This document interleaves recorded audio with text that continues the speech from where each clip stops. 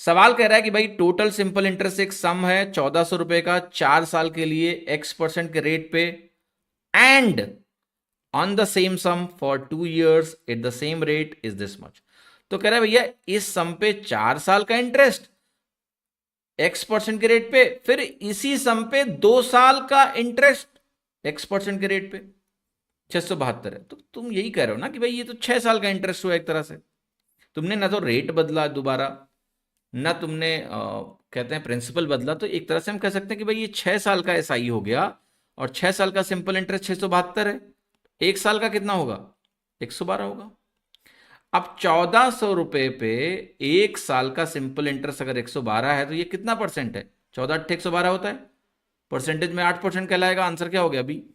तो वो 6 साल एक साथ ना बोल के आपको कंफ्यूज करने की कोशिश कर रहा है कि 4 साल, फिर कह रहा है 2 साल, same principal same rate of interest. तो भैया 6 साल मान लेंगे ना सीधे हम।